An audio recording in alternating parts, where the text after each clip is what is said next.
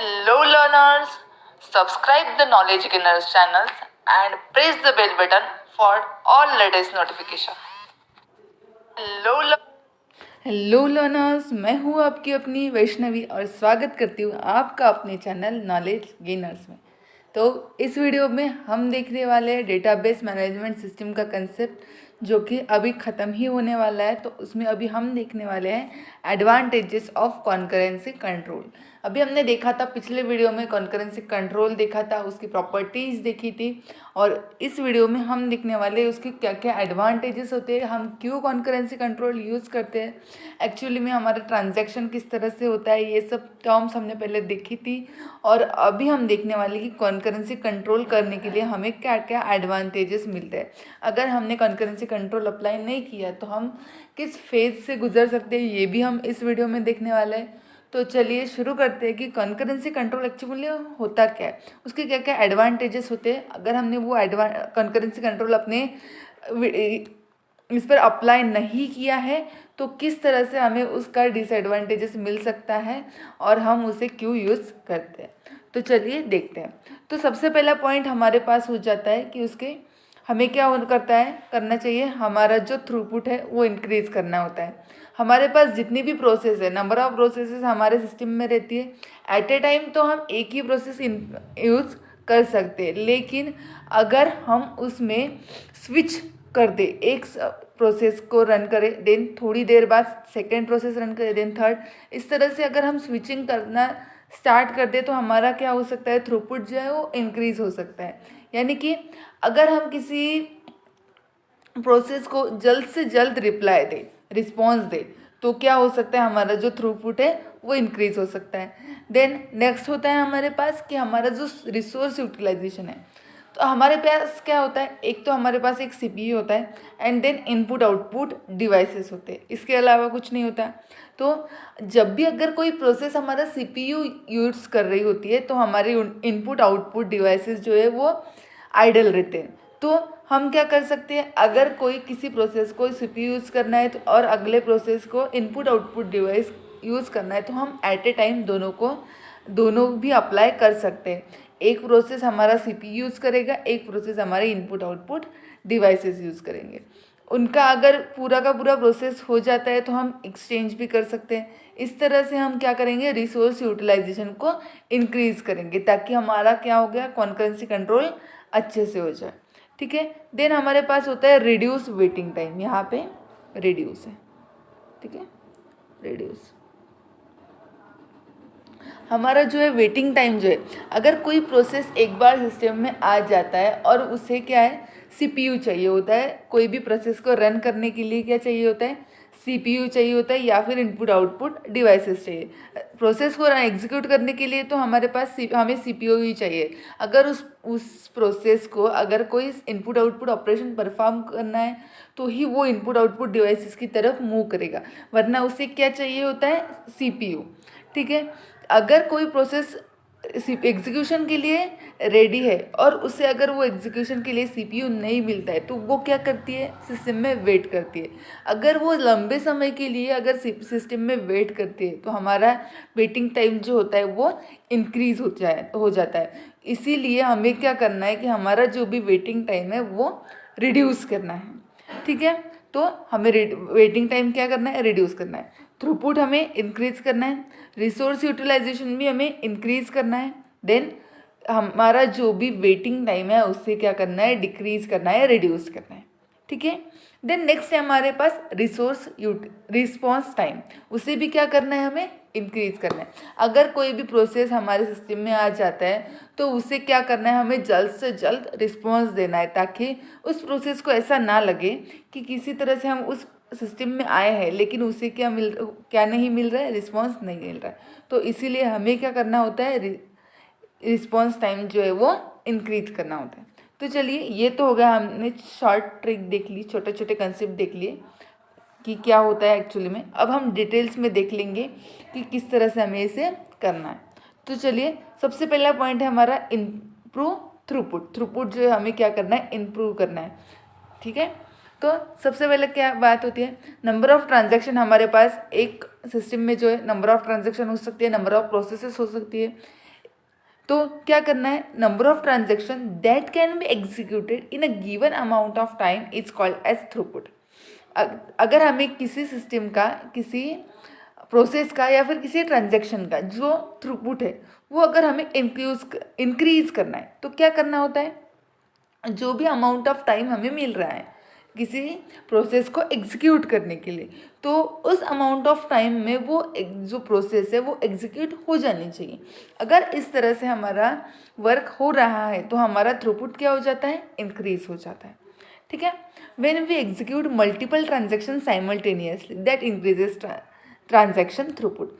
ये भी सही बात है, क्योंकि अगर हमारे पास सीपीयू है और इनपुट आउटपुट डिवाइसेस है तो एट ए टाइम अगर हमने डिफरेंट प्रोसेस में दोनों के दोनों एग्जीक्यूट करना स्टार्ट कर दिए तो हमारा थ्रूपुट क्या हो जाएगा, इंक्रीज हो जाएगा। क्योंकि हमारे पास जो वेटिंग टाइम है, रिस्पॉन्स टाइम है जो है वो हम वेटिंग टाइम हमारा डिक्रीज हो जाएगा, रिस्पॉन्स टाइम हमारा इंक्रीज हो जाएगा। अगर इस तरह से हमारी प्रोसेस अगर चल रही है तो हमारा जो थ्रूपुट है वो क्या हो जाता है, इंक्रीज हो जाता है। ठीक है, तो हमें क्या करना है, थ्रूपुट को इंक्रीज करना है। ठीक है, तो ये था फर्स्ट एडवांटेज। देन नेक्स्ट है हमारे पास रिसोर्स यूटिलाइजेशन। हमारे पास जितने भी रिसोर्स है जैसे कि सीपीयू, इनपुट आउटपुट डिवाइसेस, उससे क्या करना है, हमें उसका जो यूटिलाइजेशन है उसे क्या करना है, हमें इंक्रीज करना है। जैसे कि it is about using various system resources like disk and CPU concurrently. We all know that most of the times these resources are not utilized properly. When a transaction is using CPU, we may permit other transaction to use disk input output to fetch the data from disk to main memory. This way the utilization of resources can be increased. Okay, अगर इस तरह से हमने अगर कोई work कर लिया तो हमारा क्या हो जाएगा, जो रिसोर्स का यूटिलाइजेशन है वो इंक्रीज हो जाएगा। जैसे कि अगर हमारे पास कोई ट्रांजैक्शन है जो सीपीयू में वर्क कर रहा है, सीपीयू में permit other transaction to use input output to fetch the data from the disk to main memory. अगर कोई एक प्रोसेस है जो कि सीपीयू पर एग्जीक्यूशन कर रही है या फिर अपना जो भी वर्क है वो कर रही है, तो सीपीयू क्या करता है, जो भी हमारे इनपुट आउटपुट डिवाइसेस हैं या फिर हमारी मेन मेमोरी है या फिर हमारे डिस्क है, उसमें से हमें डेटा फेच करके मेन डिस्क में ला सकते हैं, डिस्क में से हम मेन मेमोरी ले ला सकते हैं। देन अगर कोई प्रोसेस चाहती है कि उसे इनपुट आउटपुट डिवाइसेस पे ऑपरेशन परफॉर्म करना है, कोई इनपुट आउटपुट ऑपरेशन परफॉर्म करना है, तो वो भी सीपीयू हमारा क्या करता है, परमिशन देता है कि वो आप उस तरह से आपके जो भी ऑपरेशंस है वो परफॉर्म कर सकते हैं। तो इस तरह से हमारा क्या हो जाएगा, रिसोर्स का यूटिलाइजेशन इंक्रीज हो जाएगा। यानी कि एक ही टाइम पे, वैसे तो हमारे पास क्या होता है कि सीपीयू एक टाइम पे एक ही वर्क कर सकता है, ठीक है। अगर सीपीयू एक टाइम पे एक वर्क कर सकता है तो बाकी के डिवाइसेस भी उसी टाइम पे सेम अदर वर्क परफॉर्म कर सकते हैं। तो अगर सीपीयू एक वर्क कर रहा है तो उसी टाइम पे अगर हमने अदर प्रोसेस के या फिर हमारे अदर इंस्ट्रक्शन के, ट्रांजैक्शन के अदर वर्क हमने वहाँ पे कर दिए तो हमारा क्या हो जाएगा, रिसोर्स यूटिलाइजेशन इंक्रीज हो जाएगा, ठीक है। देन हमारे पास होता है नेक्स्ट, रिड्यूस वेटिंग टाइम।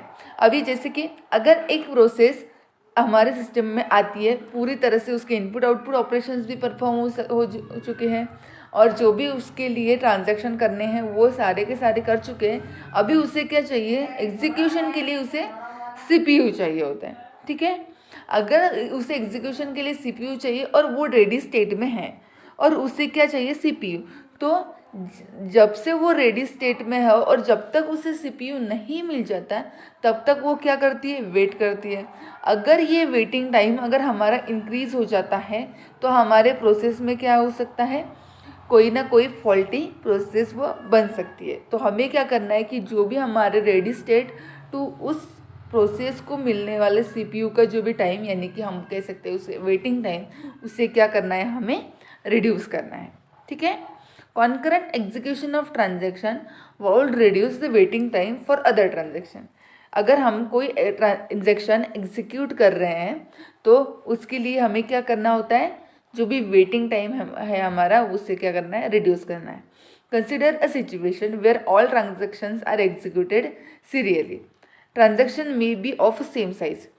जैसे कि अगर हमने कंसिडर किया कि हमारे सिस्टम में 5 to 6 ट्रांजेक्शन्स हैं और 5 to 6 ट्रांजेक्शन के लिए भी हमारे पास क्या जो है उनके लिए जो भी एग्जीक्यूशन का टाइम है वो कंसिडर कर लेते हैं हम 2 मिनट्स का है। वैसे तो इतने लंबा टाइम नहीं लगता, लेकिन कंसिडर कर लेते हैं कि 2 मिनट्स का टाइम हर प्रोसेस को लगने वाला है।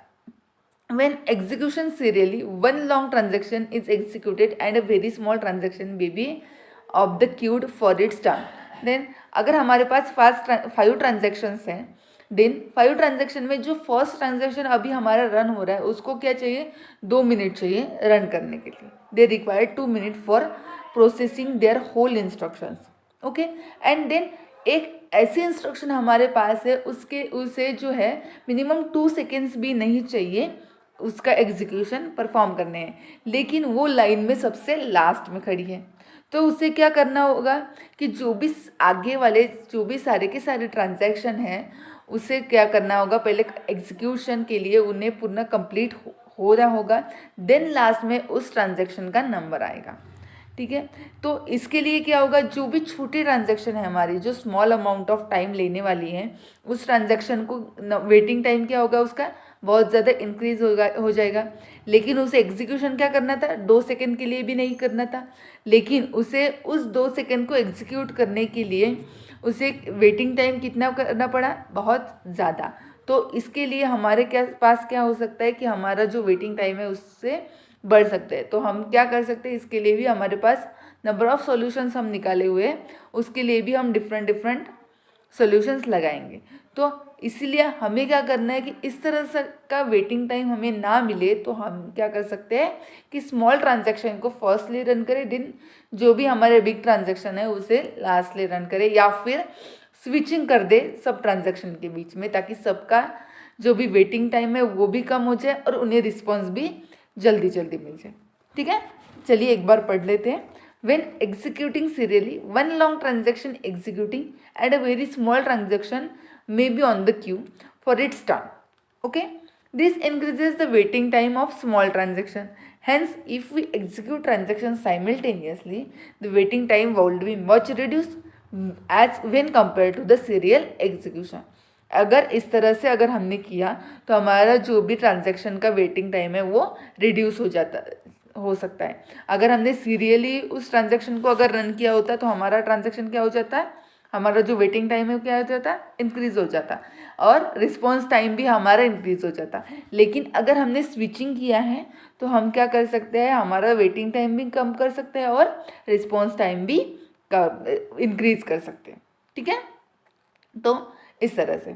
देन नेक्स्ट है हमारा रिस्पॉन्स टाइम। जैसे कि अभी मैंने बताया, अगर सीरियली हम अगर कोई इंस्ट्रक्शन को रन कर रहे हैं, अगर लास्ट में अगर हमारे पास छोटी वाली इंस्ट्रक्शन है जो कि मिनिमम अमाउंट ऑफ टाइम लेने वाली है एग्जीक्यूशन के लिए, जैसे कि अगर टाइम कंट्रोलिंग होता है हमारे सिस्टम में, या फिर ब्राइटनेस मेंटेन का होता है, या फिर ऐसे कोई इंस्ट्रक्शन रहते हैं जो कि सिर्फ 1 सेकेंड के लिए, माइक्रो सेकेंड के लिए हमारे प्रोसेस में आते हैं, उन्हें माइक्रो सेकेंड के लिए हमारा प्रोसेसर चाहिए होता है और वो सिस्टम से जल्द आउट होते हैं। लेकिन ये वाली इंस्ट्रक्शंस क्या होते हैं, वो रेगुलरली आती रहती हैं और हमारी जो इंस्ट्रक्शंस हम जो ट्रांजैक्शन परफॉर्म करते हैं वो बिग अमाउंट ऑफ टाइम के लिए रहता है। ठीक है, तो इस तरह के इंस्ट्रक्शंस के लिए, इस तरह के ट्रांजैक्शन के लिए क्या होता है, रिस्पॉन्स टाइम क्या हो जाता है, जल्द से हमें क्या करना होता है, इंक्रीज करना होता है। ठीक है, the average time consumed by a transaction to complete since it is called as average response time. जो भी हमारा हमें हमारे ट्रांजैक्शन के लिए, हमारे प्रोसेस के लिए जो भी रिस्पॉन्स मिलता है जल्द से जल्द, जहाँ से वो स्टेट प्रोसेस रेडी है और जब तक उसे फर्स्ट टाइम रिस्पॉन्स नहीं मिलता तो उसे क्या कह सकते हैं हम, रिस्पॉन्स टाइम। उस रिस्पॉन्स टाइम को हमें क्या करना होता है, इंक्रीज करना होता है। ठीक है, the in concurrent execution as multiple transactions are executed simultaneously by sharing the system resources. यानी कि सिस्टम रिसोर्सेज हमें क्या करना है, शेयर करना है और multiple transaction at a time run करने हैं। लेकिन एट ए टाइम नहीं होता है, वो स्विचिंग करके हम रन कर सकते हैं। CPU एट ए टाइम एक ही ट्रांजैक्शन रन कर सकता है, लेकिन अगर हम इनपुट आउटपुट डिवाइसेस और CPU को अगर एट ए टाइम यूज़ करें तो हमारा जो रिस्पॉन्स टाइम है वो भी इंक्रीज़ हो जाता है और वेटिंग टाइम जो है वो डिक्रीज हो जाता है।